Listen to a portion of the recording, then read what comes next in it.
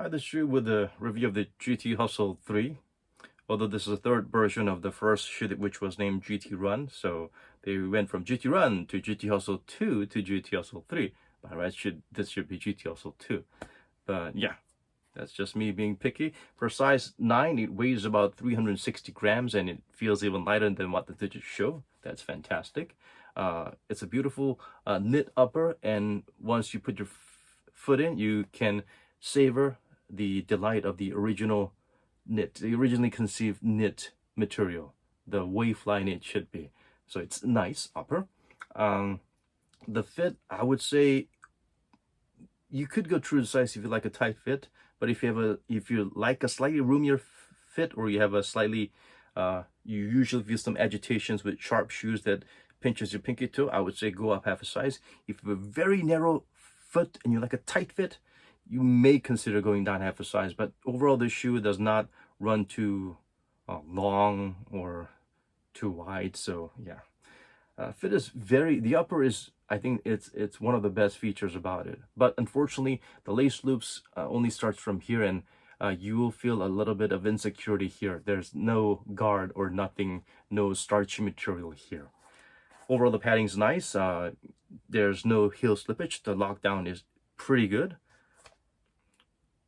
The outsole, let's start with the outsole. The outsole pattern is pretty interesting. It kind of reminds you of the map contour type of pattern that we are delighted to see. Overall, if you're moving flat-footedly, it provides really good traction, and it's not very dust sensitive because the blades are pretty thick and durable, and the grooves are pretty wide. But unfortunately, depending on your particular sudden movements, if let's say you're moving in a certain direction while the foot is not entirely fully in contact with the floor, which is most of the times that's what you're gonna get you're playing when you're hooping, right? You might feel a little bit of a slippage. So this pattern is not multi-purpose, multi-directional. There will be certain Achilles heels in terms of relatively not so sticky, slightly more slippery edges or surface points.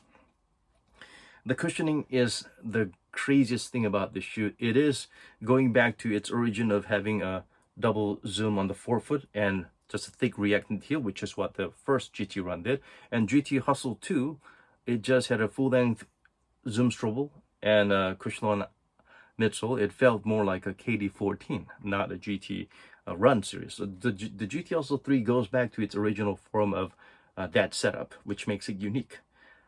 There's a good heel-to-toe drop, unlike the GT Run 1, which seemed to have the heel react collapsing a little bit more, while the forefoot double stack make you feel a little bit, elevated. I think this is a very much thicker, near to the outsole zoom air that covers this much area. And inside it's a zoom strobel, or you could call it a zoom turbo if you might want it. So if you look at those stupid overpriced shoes like the Kobe's or the Kyrie's, they just have one slab of this one zoom on top, and you're paying $300 for it.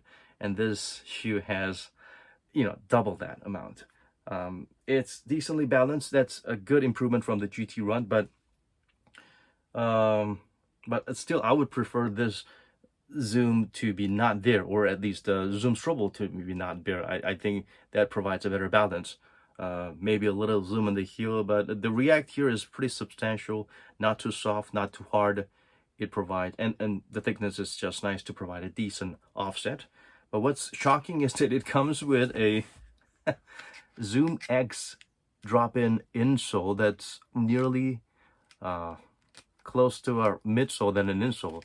So this is true to the original GT Run. The GT Run, the first one, actually had a drop-in insole that seemed like a midsole, but the difference is this is not paper thin on the heel like the GT Runs.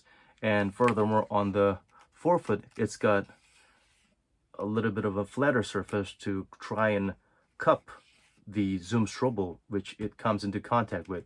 So it has a good heel to toe drop, and the Zoom X foam is really something else. So I would suggest using this for other shoes, because if you put this in this, it is like Hoka, those Asics Nimbus, latest Nimbus and Kayano models, which is just crazy pillowy and high off the ground. That pillowy, except on steroids, if you put this in this shoe.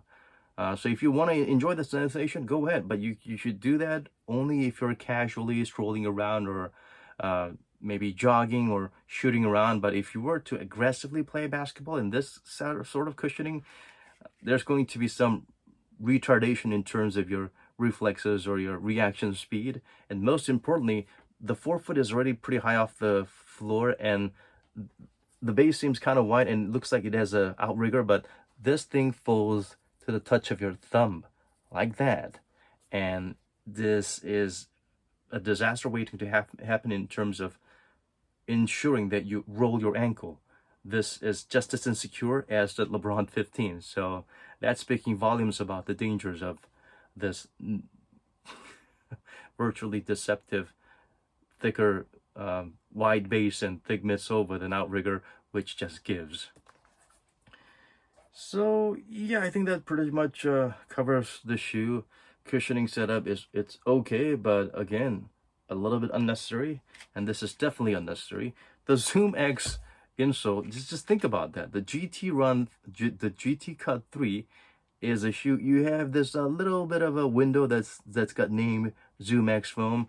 Well, this is probably the kind of Zoom X that's inside the GT Cut 3, except it's covered with other cheaper foam, and this is probably, it may be even thinner than this, and people buy that and say like, I kind of can't feel the Zoom X.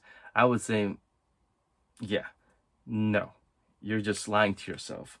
But this is gonna come very handy with a lot of the shoes that's kind of great but lacking cushioning a little bit, or you want to provide a bit of a bounciness or a fluffiness to whatever shoe that's your favorite, that's cushioning is dying or whatever. Just replace this insole in whatever shoe, then it's gonna be awesome. But don't use it on the GTL Sole 3. The GTL Sole 3, just put in a paper thin insole and enjoy what the shoe has to offer. Of course, it's LeBron 15 level insecurity.